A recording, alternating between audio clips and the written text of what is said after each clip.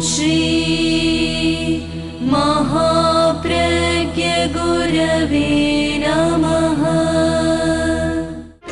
जिसके सांसों में रहता है शाश्वत शांति का स्पंदन, उस महाप्रज्ञ को वंदन, उस महाप्रज्ञ को वंदन।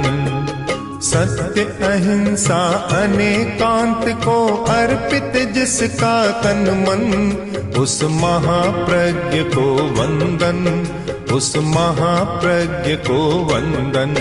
जिसके सांसों में रहता है शाश्वत शांति का स्पंदन, उस महाप्रज्ञ को वंदन, उस महाप्रज्ञ को वंदन।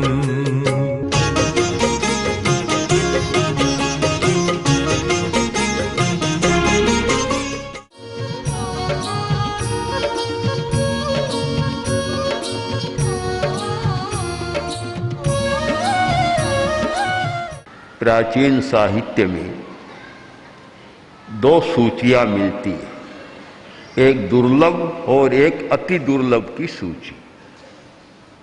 दुर्लभ की सूची में अनेक बातें बतलाई गई कि 4 चीजें दुर्लभ होती है। मानुषत्तम सुई श्रद्धा संयमम्य वीर्यम। मनुष्य जन्म मिलना दुर्लभ है।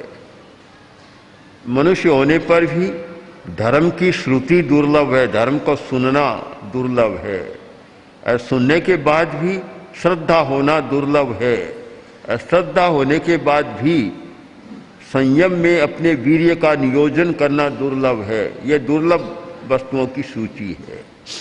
एक सूची है अति दुर्लभ, जो बहुत ज्यादा दुर्लभ है। सूची में एक शब्द है बोधि। बोधि बहुत दुर्लभ है। विनय विजय जी ने लिखा है, बुद्ध्यतां बुद्ध्यतां बोधिरति दुर्लभा, जलधि जल पतित सुर रत्न युक्त्या, सम्यगाराध्यतां स्वहितमिह साध्यतां, बाध्यता मधुर गतिरात्म शक्त्या। बुद्ध्यता बोधि प्राप्त करो, क्योंकि बोधि अति दुर्लभ है। दुर्लभ नहीं, अति दुर्लभ है। अति दुर्लभ क्यों है कि बोधि 3 प्रकार की बतलाई गई। नाण बोही, दर्शन बोही, चरित्र बोही। ज्ञान की बोधि, दर्शन की बोधि, चरित्र की बोधि। तो ज्ञान दर्शन चरित्र तो दुर्लभ है, उनकी बोधि बहुत ज्यादा दुर्लभ है। बोधि का अर्थ अंतर का ज्ञान, भीतर से कोई भीतर का स्रोत है, वह है बोधि। कुएं का पानी है, भीतर का स्रोत है, वह है बोधि। और कुंड का पानी है ज्ञान हमारा। भरत चक्रवर्ती हो गए और आयोजन किया गया, चक्रवर्ती और विजय का आयोजन, और सब लोग आए, भाई नहीं आए। जब भरत सिंहासन पर जाकर बैठा और देखा तो सब दूसरे राजे विद्यमान है, किंतु भाई नहीं है। बाहुबली भी नहीं है और 98 भाई और वे भी नहीं है। भरत का मन खिन्न हो गया। यह कैसा प्रसंग, विजय का उत्सव और सब लोग आए हैं और मेरे सगे भाई नहीं आए। स्वाभाविक है मन पर एक चोट होना, एक चोट सी लगी। आखिर लंबी चर्चा के बाद निर्णय लिया कि 98 भाइयों को दूत भेजा जाए और कहा जाए कि आ जाओ, राज्यसभा में भाग लो। और नहीं आए या तो भरत के अधीनता को स्वीकार करो या फिर दूसरा रास्ता होगा। दूसरा रास्ता लड़ाई का रास्ता। दूत गए, संवाद में दिया। 98 भाइयों ने परामर्श किया हमें क्या करना है। परामर्श के बाद ये सोचा कि भरत हमारा बड़ा भाई है, उसके साथ लड़ना तो अच्छा नहीं, हम युद्ध नहीं करेंगे, लड़ेंगे नहीं, तो क्या करें कि ऋषभ के पास चलो, पिता के पास चलो, भगवान ऋषभ के पास, वे कहेंगे वह काम कर लेंगे। अच्छा चिंतन किया। एक सही चिंतन होता है तो समस्या उलझती नहीं है, और चिंतन गलत होता है तो और उलझन बढ़ जाती है। सबसे बड़ी बात है सम्यक चिंतन। समय पर ठीक चिंतन हो जाए तो समस्या को समाधान मिलता है, पर बहुत कम लोग हैं जो ठीक चिंतन कर पाते हैं, और नहीं कर पाते इसका कारण है आवेश। बस कोई भी समस्या आई, उत्तेजना आ जाती है, आवेश आता है, संवेग प्रबल हो जाता है, और उस आवेश में अकरणीय कार्य व्यक्ति कर लेता है। जो नहीं करना चाहिए वह कर लेता है, और करना चाहिए उसका विवेक समाप्त हो जाता है। यह बहुत अच्छी बात है सम्यक चिंतन किया। सम्यक चिंतन होना बहुत कठिन बात है, और वही व्यक्ति कर सकता है जो अपने संवेगों पर, आवेशों पर कंट्रोल करना जानता है। तो सब भाइयों ने सम्यक चिंतन किया, सब मिले और मिलकर भगवान ऋषभ के पास गए, वंदना की और बोले प्रभु हमारी एक समस्या है। क्या है समस्या? यह है कि भरत का लोभ बढ़ गया, बड़े भाई का, भरत चक्रवर्ती का लोभ बढ़ गया, और वह हमारे राज्यों को भी छीनना चाहता है। उसका संदेश मिला हमें कि या तो भरत की अधीनता स्वीकार करो और नहीं तो युद्ध के लिए तैयार हो जाओ। अब हमारी समस्या, हम बड़े भाई से लड़ना नहीं चाहते और पराधीनता भी हम स्वीकार करना नहीं चाहते, हम स्वतंत्र रहना चाहते हैं। पराधीनता भी हमें मान्य नहीं है, हम क्यों पराधीन बने? हमने भरत से कहलवा दिया कि भरत भाई भरत, राज्य प्रभु ऋषभ ने दिया है, तुमने नहीं दिया है। हमें जो राज्य मिला है भगवान ने दिया है, तुमने नहीं दिया। अगर तुमने दिया होता तो ठीक है, तुम मांगते हम लौटा देते, पर तुमने तो दिया नहीं। दिया हुआ है प्रभु का, तो प्रभु अब हम आपके चरणों में आए हैं, आपका दिया हुआ राज्य, और भरत छीनना चाहता है। अब हम क्या करें? क्या बड़े भाई के साथ युद्ध करें या क्या करें हम? या उसकी पराधीनता को स्वीकार कर लें, अपनी स्वतंत्रता को हम समाप्त कर दें? हमें क्या रास्ता चुनना चाहिए? भगवान ने सारी बात सुनी। अब शायद अरहत ऋषभ, भगवान ऋषभ के सामने भी समस्या थी। एक और भरत है, दूसरी ओर 98 बेटे, किसको राजी करें, किसको नाराज करें, किसकी बात माने, किसकी बात को ठुकराएं? बड़ी समस्या हो गई दोनों की बात। पर वे तो ज्ञानी थे, अंतर्ज्ञानी थे, और भगवान ऋषभ का जीवन इतना साधना का जीवन रहा है, बड़ी उत्कृष्ट साधना उन्होंने की है, अध्यात्म योग की साधना की। और आपको आश्चर्य होगा कि भगवान ऋषभ की साधना का वर्णन जैन साहित्य में तो है ही, पर शायद श्रीमद् भागवत में जितना विस्तार से किया गया है, बहुत विस्तार से उनकी साधना का वर्णन मिलता है। अवधूत साधना, बड़ी विचित्र उनकी साधना थी। तो उनका तो अंतर्ज्ञान जागृत था, आत्मा जागृत थी, भीतर का प्रकाश था। जब भीतर का प्रकाश होता है तो अंधेरा सामने टिकता नहीं, कोई समस्या टिकती नहीं है। जब कोरा बाहर का प्रकाश होता है तो समस्या सुलझती नहीं है। बाहर का प्रकाश आंखों को रोशनी दे देता है, पर चेतना को रोशनी नहीं देता। और भीतर का प्रकाश आंखों को रोशनी दे या न दे, किंतु चेतना को इतना प्रकाश देता है कि उस प्रकाश में अंधकार की सारी समस्याएं सुलझ जाती है। भीतर का प्रकाश हुए बिना अंधेरे को भी मिटाया नहीं जा सकता। तो भगवान तो ज्ञान की ज्योति से एकदम प्रज्वलित थे, इतना भीतर का प्रकाश था। तब भगवान ने कहा कि बोलो तुम क्या चाहते हो? कहा हम अपना राज्य चाहते। राज्य चाहते हो? तुम राज्य चाहते हो और आज मान लो भरत ने नहीं किया, कल दूसरा कोई तुम्हारा राज्य छीन लेगा, भरोसा है क्या कोई नहीं छीनेगा? क्यों? राज्य में तो चलता रहा है संघर्ष और हो जाएगा। फिर ये तुम्हारा राज्य अस्थायी राज्य है, अशाश्वत राज्य है, जिस पर कोई भी आक्रमण कर सकता है, कोई भी उसको छीन सकता है, अपना अधिकार जमा सकता है। बोलो क्या चाहते हो? मैं तुम्हें ऐसा राज्य दूं जिसे कोई छीन नहीं सकता। बोलो शाश्वत राज्य चाहते हो, चले जाने वाला राज्य चाहते हो?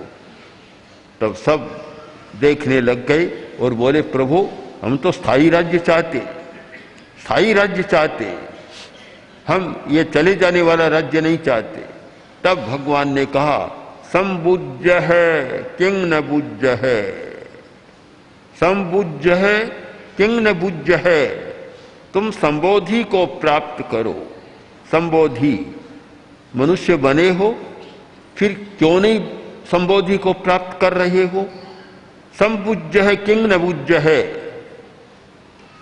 यह मनुष्य जन्म बार बार नहीं मिलेगा, इसमें क्षमता है कि संबोधि प्राप्त की जा सकती है। तो तुम संबोधि को प्राप्त करो। लो मैं तुम सबको संबोधि का राज्य देता हूं।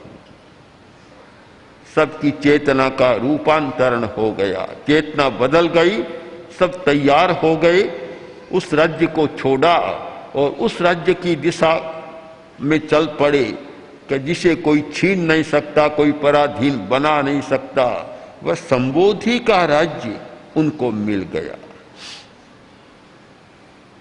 शायद पदार्थ की दृष्टि से सोचने वाले को लगता है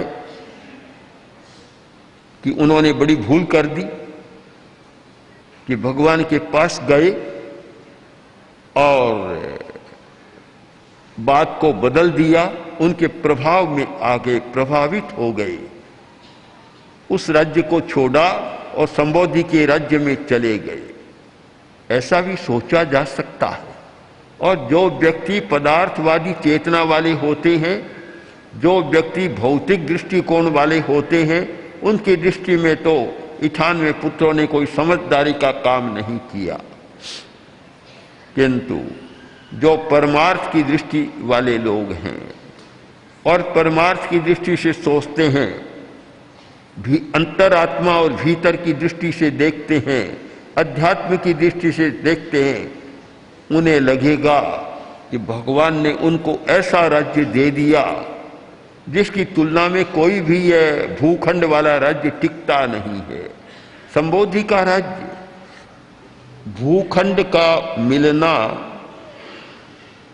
भूमि, धन, ऐश्वर्य मिलना दुर्लभ है। दुर्लभ तो कह सकते, पर अति दुर्लभ नहीं। संबोधि अति दुर्लभ है। और जब संबोधि प्राप्त हो गई, उसका मूल्य कम हो गया, एकदम मूल्य कम हो गया। जब तक संबोधि नहीं है, तब तक सच्चाई हमारे समझ में नहीं आती। जब संबोधि हो गई, सारा सत्य हमारे सामने हो जाता है और सत्य से बड़ा कोई ज्ञान नहीं होता, कोई उपलब्धि नहीं होती। जब सत्य की उपलब्धि हो जाती है, कुछ नहीं मिलता। एक कोई साधु, मुनि, तपस्वी आया, नगर के बाहर ठहरा, लोग जाने लगे और इतनी प्रख्याति हो गई कि पूरा नगर जाने लग गया और कहा कि साधु बड़ा पहुंचा हुआ तपस्वी। बात राजा तक पहुंची, राजा का मन भी हुआ, आया, प्रार्थना की, देखा साधु तपस्वी है, बड़ा तेजस्वी है। राजा ने प्रार्थना की कि महाराज आप मेरे अंतःपुर में जाएं, महलों में अंतःपुर जहाँ रानियां रहती है और महारानियां भी आपका दर्शन करना चाहती है, आप वहाँ कृपा करें और पधारें। तपस्वी ने कहा मैं वहाँ नहीं जा सकता, मैं नहीं जा सकता। बोला क्यों? कि मुझे वहाँ दुर्गंध आती। आश्चर्य हुआ कि मेरे महल में दुर्गंध, हर अंतःपुर में जहाँ महारियां रानियां रहती है और निरंतर जहाँ सुगंध का अभिषेक होता है, वहाँ दुर्गंध। आश्चर्य इसके साथ पूछा महाराज वहाँ दुर्गंध किसकी? कि वहाँ सोने की दुर्गंध आती है, सोने में गंध आती है। राजा बोला महाराज ऐसा लगता है कि आप जल्दी साधु बन गए, आपने व्यवहार का ज्ञान नहीं किया। जल्दी चौथीपन में 10 वर्ष का 8 वर्ष का बच्चा साधु बन जाता है, 9 वर्ष का। व्यवहार का ज्ञान नहीं होता। अब व्यवहारिक बात कर रहे हैं। हमारे साहित्यकारों ने लिखा कि सोने में सुगंध होती तो न जाने क्या होता। सोने में सुगंध है नहीं, गंध है नहीं, होती तो कितना बड़ा के सोने में सुगंध कहावत ही चलती, आप नहीं जानते। गंध कहाँ से आएगी? तपस्वी ने कहा तुम नहीं जानते, मैं जानता हूँ, मुझे गंध आती है। और जहाँ सोने के आभूषण है, सोना है, सोने के गहने पहने हुए, वहाँ मैं जा नहीं सकता। महाराज आपकी बात समझ में नहीं आई। और होता है अलग अलग समझ, अलग अलग भूमिकाओं की। साधु की भूमिका अलग थी और राजा की भूमिका अलग थी। जहाँ भूमिका का भेद होता है वहाँ एक दूसरे की बात को समझना सरल नहीं होता, बड़ा कठिन होता है। बात समझ में नहीं आ रही है। राजा देखता रह गया, अवाक भी रहा, अनिमेष भी रहा, और किंतु तपस्वी की बात को समझ नहीं सका। कुछ देर बैठा रहा, मन में थोड़ा खिन्न भी हुआ कि मैंने प्रार्थना की और मेरी प्रार्थना स्वीकार नहीं की गई। आखिर तपस्वी ने कहा देख लिया कि राजा को समझाना तो है, इसे संबोधि देना है, संबोधि। राजा ने कहा कि महाराज मैं जाऊं। कहाँ? तुम जाते हो और मैं भी चलता हूं, मैं भी शहर में जा रहा हूं। आप कैसे जाएंगे? कि नहीं चलता हूं आज तुम्हारे साथ। तपस्वी चला, राजा भी चला, दोनों जा रहे। नगर के बाहर पहुंचे और एक चमार का घर आया जहां चमड़ा सुखाया जा रहा था। और जब चमड़ा सुखाते हैं इतनी बदबू आती है। हमने भी अनुभव किया, बालोतरा में चौमासा था विद्यालय में, और कुछ दूरी पर चमड़े सुखाए जाते थे। बहुत बार तो वहां बैठे बैठे भी कठिनाई का अनुभव होता, कितनी दूरी से। तो चमार का घर आया। तपस्वी ने राजा का हाथ पकड़ लिया कि भीतर चलो। राजा ने तो रुमाल निकाला और नाक को इतना बंद कर लिया कि सांस लेना मुश्किल हो गया। बोला महाराज कहाँ ले जा रहे हैं? कि भीतर चलो। कि महाराज कहाँ? चमार का घर है, चमड़ा सूख रहा है, आप कहाँ ले जाएंगे? कि चलो तो सही। आखिर क्या करे? तपस्वी का हाथ पकड़ा हुआ था। भीतर गए, चमार को पता चला, आया तो तपस्वी ने कहा अरे तुम्हारे पास रुमाल नहीं है? कि नहीं है। तुमने नाक बंद नहीं किया? कि क्यों? कि देखो राजा ने कर रखा है, तुझे गंध बदबू नहीं आती? कि बदबू है कहाँ महाराज? बदबू कहाँ है? बदबू है ही नहीं मेरे घर में। तो ये चमड़ा सूख रहा है, बदबू नहीं है? कि बिल्कुल नहीं है। तपस्वी ने मुड़कर राजा की ओर देखा और कहा कि राजा क्या कह रहा है, झूठ बोल रहा है। बोला महाराज आप व्यवहार को नहीं जानते। मैंने पहले ही कहा आप जल्दी साधु बन गए, आपको व्यवहार का ज्ञान नहीं है, और सब तपस्वी आप है। इसको गंध कैसी आएगी? रात दिन चमड़े के बीच में रहता है, भला इसको बदबू कैसे आएगी? हम लोग नहीं रहते, मैं नहीं रहता, इसलिए मुझे बदबू आती है और रुमाल से नाक को बंद करना पड़ा। आप समझे नहीं मेरी बात को? तपस्वी ने कहा मैं तो समझ गया, पर तू मेरी बात को नहीं समझाना, कठिनाई तो ये है। मैंने यही तो कहा कि तू सोने के बीच में रहता है, तुझे गंध नहीं आती। मैं सोने से परे रहता हूँ, मुझे सोने की भी गंध आती है। राजा ने शायद दोनों कान पकड़ लिया हो कि महाराज आपकी बात ठीक है। जो व्यक्ति केवल पदार्थ के साथ रहता है, पदार्थ के बीच रहता है और केवल पदार्थ की भाषा बोलता है, पदार्थ के बारे में सोचता है और सब कुछ पदार्थ को ही मानता है, उसे तो लगेगा कि ऋषभ के पुत्रों ने बड़ी भयंकर भूल की कि अपने राज्यों को छोड़ दिया और ऋषभ के साथ चले गए। उनका दृष्टिकोण हम गलत तो नहीं कहेंगे, क्योंकि पदार्थ के साथ रहने वाले का यही दृष्टिकोण होगा, इससे भिन्न क्या हो सकता है। किंतु जब व्यक्ति पदार्थ से परे, जब पदार्थातीत चेतना में जाता है और देखता है कि सच्चाई कोरा पदार्थ नहीं है, सच्चाई तो पदार्थ से परे है और जहां जाने पर हमें सत्य का अनुभव होगा, उस भूमिका पर जाता है, तब वह कहेगा कि ऋषभ के पुत्रों ने उस क्षणिक राज्य को, क्षण भंगुर राज्य को छोड़कर और संबोधि को राज्य प्राप्त किया, उनसे बड़ी कोई समझ की बात नहीं हो सकती। दोनों भूमिकाओं का भेद है।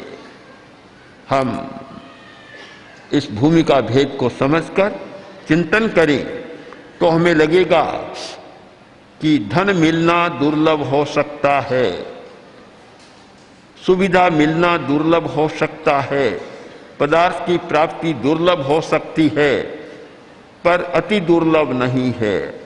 सबसे ज्यादा दुर्लभ है संबोधि की प्राप्ति, संबोधि मिलना सबसे ज्यादा दुर्लभ है। वह व्यक्ति भाग्यशाली होता है जिसे संबोधि प्राप्त हो जाती है, और वह व्यक्ति तो कितना भाग्यशाली होगा जिसे संबोधि का राज्य मिल जाता है। और वह व्यक्ति, वे कितने धन्य थे कि जिन्हें स्वयं ऋषभ के द्वारा संबोधि का राज्य दिया गया। हम भी चाहते हैं आज ऋषभ हमारे सामने हो और हमें भी संबोधि का राज्य दे। हमारी भावना तो है, पर न तो ऋषभ है और न संबोधि का राज्य देने की कोई चर्चा है।